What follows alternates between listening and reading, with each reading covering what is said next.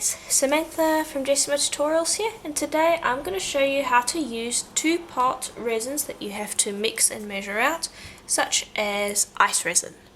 So, if you've already seen my UV resin tutorial, please do check that.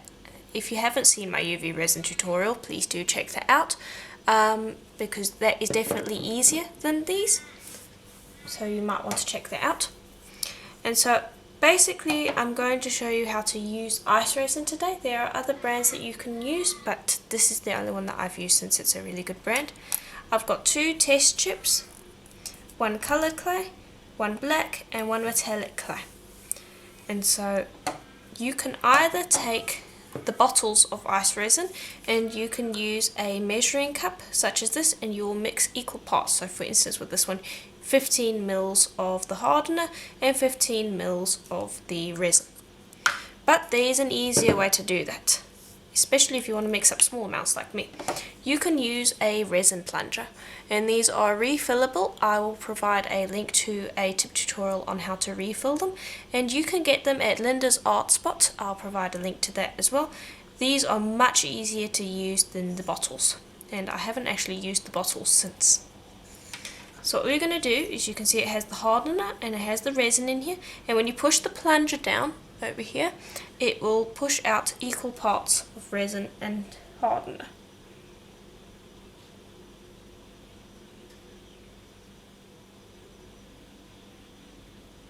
Like so. Which takes all of the mixing and it takes all the measuring out of it, which is where a lot of the issues come in. Now all you have to do is just make sure that you mix it properly. And so I would like to spend 5 minutes ideally mixing up this resin. In this resin you have a really nice long working time, which is why I like the ice resin. I have up to an hour to get it finished. In summer I have about half an hour, because the hotter the resin is, the faster it cures, whereas the colder the resin is, the slower it cures. So I generally like to cure it near a heater so that it will cure faster once I have got it set up. But if you can, when you're working with it, putting it into your project, it's definitely better to work in a cold area, because then it will set up a lot slower, which gives you more time to work with it. Now, this resin you can only do on flat objects. You cannot do it on three-dimensional objects such as round beads, because it just will not cure fast enough for that. It takes 24 hours to fully cure, and by then all of the resin will have run off of your three-dimensional object. So you will want to use a flat object. Another thing to keep in mind is that you don't have to sand your chosen project, because the resin will cover up all of the imperfections. Unless you have something like cat hair or lint on your project, then you will want to sand that off. Okay, and you can see that it does develop bubbles. It's very easy to get rid of those. I'll show you in a little while. And I'll just bring over my test chips. And now you always want to work on a resin mat, which is essentially a silicone mat with holes in them. Like this. I sell them on my Etsy shop, Jessama Design, if you're interested. But essentially you want it to be silicone, and you want it to have holes so that if resin drips, it's very easy to get off of the surface. Whereas if you were working on something like paper or ceramic tile, your project would either be completely stuck to the ceramic tile, or the paper would not want to come away from your project either, which is a bit of a problem. Okay. You can see there's a lot of air bubbles in here at the moment. That's fine. Now you just want to very gently drag it to the edges. This can very easily spill, so just make sure that you don't put too much resin on, and just make sure you don't bring it over the edge as well with whatever you're using to drag it to the edge. Now these air bubbles will raise on their own. I like to just let it sit, because I have generally an hour to work with it. I will just let it sit for maybe 5 minutes and then blow with a straw to get rid of the air bubbles. You can also use a torch to just quickly wave over the top of the resin, but I've had some issues with that in the past, so I don't like to use it.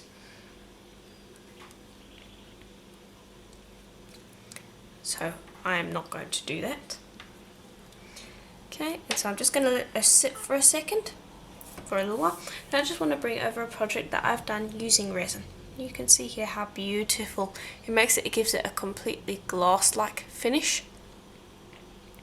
And the upside to using two-part resins instead of UV resins is simply because you can use them in bezels. UV resins you can't use in bezels typically because they won't cure properly, whereas two-part resins you can.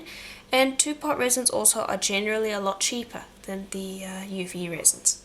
So those are just two upsides. Okay, so I've let them sit for a moment, so I'm just going to bring over a straw to get rid of those bubbles. And another thing I want to mention before I blow on it is the warmer the resin is, the faster the bubbles will rise. Okay, now I'm just going to blow.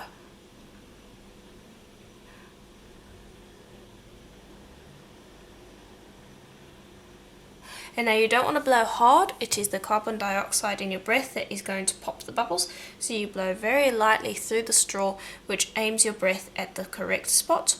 And you'll probably need to do that twice over the course of around 5 minutes. And then when you are done, you will just let the resin sit in a place where the cat can't get hold of it, or the dog can't get hold of it, or your 2-year-old sister can't get hold of it, for about 24 hours, and it will be cured by then. Generally 12 hours is enough for you to be able to touch it, but before you wear it or put it through any use, I would let it dry for about 24 hours so that it is rock hard. So I will let these sit near a heater, and the warmer they are, the faster they will cure. So if you are brave enough, I sometimes put mine in the oven at a very low setting, and I will let them sit there and they will cure properly within about 5 hours.